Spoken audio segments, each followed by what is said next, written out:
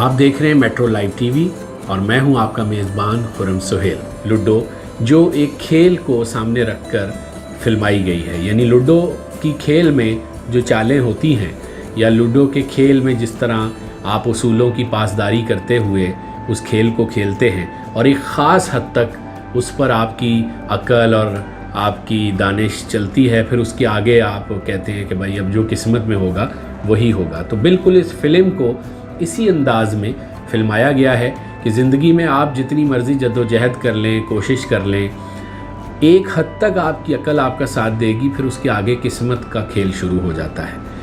अकल और किस्मत दोनों मिलकर किसी इंसान की ज़िंदगी को कैसे बनाती या संवारती हैं, ये फ़िल्म इसी तरह की कहानियों को पेश करती है।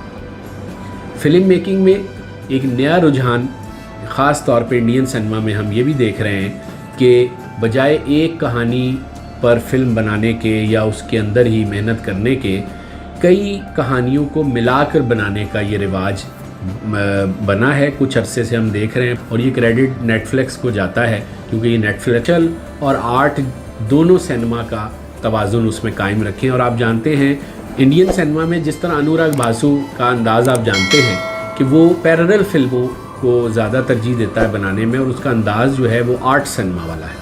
लेकिन चूँकि नेटफ्लिक्स का ये मिजाज है कि वो कमर्शियल फ़िल्म भी कोई करते हैं तो वो कहते हैं कोई बात नहीं, अगर कोई आर्ट सिनेमा का डायरेक्टर भी आगे फ़िल्म बनाता है वो ज़रूर बनाए, लेकिन कमर्शियल ज़रूरतें ज़रूर पूरी करें। मैं समझता हूँ कि लूडो फिल्म उन लोगों को पसंद आएगी जिन्हें एक्शन पसंद है, जिन्हें बहुत, और फिर एक के बाद दूसरा, दूसरे के बाद तीसरा वो एक दूसरे के साथ टकराते हैं। ये अदबी लिहाज से भी बहुत अच्छा तरीका है कि आप किरदारों को इस तरह से पेश करें। जो काम अंग्रेज़ी सिनेमा में एक तवील अरसे से प्रैक्टिस हो रहा है, इस फिल्म में उसको अब जाकर हम देख रहे हैं कि इंडियन फिल्म मेकर इस बात को समझ रहे हैं और उन्होंने इस्तेमाल किया है। जब से ये वेब सीरीज़ का कॉन्सेप्ट आया है या ऑनलाइन पोर्टल्स के ज़रिए जो नेटफ्लिक्स और अमेज़ॉन और ZEE5 वगैरह ने मुतारिफ़ कराया है कि मुख्तलिफ़ मिजाज के साथ फ़िल्म बनाई जाए। हमारे कुछ पाकिस्तानी फ़िल्म मेकर और ड्रामा बनाने वाले कोशिशें कर रहे हैं, उन्होंने एक दो वेब सीरीज़ बनाई भी हैं, लेकिन वो वेब सीरीज़ नहीं है, वो उनका बेचारों का ड्रामा ही है जिसको वेब सीरीज़ कहकर वो पेश कर रहे हैं। और अगर ये फ़र्क नहीं रखेंगे आप और किसी ऑनलाइन पोर्टल पर आप अपनी चीज़ पेश करेंगे तो वो उसको आप देखने वाले कभी पसंद नहीं करेंगे, क्योंकि अगर आप टीवी पर जो चीज़ देख रहे हैं वही आपको अगर पोर्टल पर देखनी है तो फिर आपको कोई फ़र्क महसूस नहीं होगा, और जब फ़र्क महसूस नहीं होगा तो आपको पसंद भी नहीं आएगा। इस फिल्म की खूबी ये है लूडो की कि इसमें उस ख़ास मिजाज का ख्याल रखा गया। वो ख़ास मिजाज क्या है?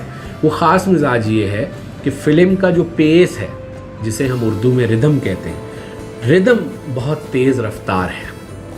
ये फ़िल्म देखते वक्त आपको सोचने का मौका नहीं मिलेगा कि पिछले 4 मंज़र पहले क्या हुआ था, या आपको ये भी सोचने का मौका नहीं मिलेगा कि अगले 4 मनाजिर जो आने हैं उसमें क्या होने वाला है, क्योंकि वो मौजूदा सीन के अंदर इतना इन्वॉल्वमेंट है, फिल्म मेकर ने इतना उसका रिदम तेज़ रखा है कि आप सिर्फ उसी करंट सीन को ही सोच सकेंगे, आगे पीछे आपकी तवज्जो जाएगी नहीं।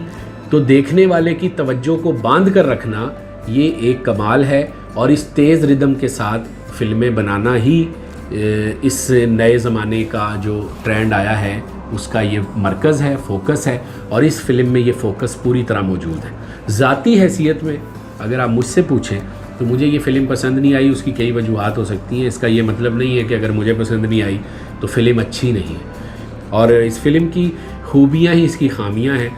बहुत अच्छे अंदाज से बनाई गई फ़िल्म है, कहानियों का इम्तज़ाज बहुत अच्छा है, सिनेमाटोग्राफी बहुत अच्छी है, पंकज त्रिपाठी की अदाकारी बहुत सराहे जाने के काबिल है। और आप जानते हैं कि वो बुनियादी तौर पे आर्ट सिनेमा का आदमी है, रोल उनका छोटा है बनिस्बत औरों के, लेकिन बहुत ज़ोरदार है।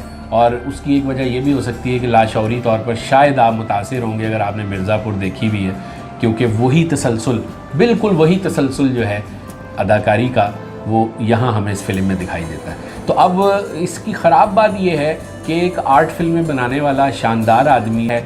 फ़ातिमा सना इस फिल्म में बहुत खूबसूरत लगी हैं और इसका क्रेडिट जो है वो डायरेक्टर को जाता है, क्योंकि पिछली फ़िल्मों में मुझे तो वो कभी इतनी खूबसूरत नहीं लगी थी जितनी इस फिल्म में लगी है। इसका मतलब है वो हसीन है या नहीं है, लेकिन इस फिल्म में डायरेक्टर ने उसको हसीन बना दिया है।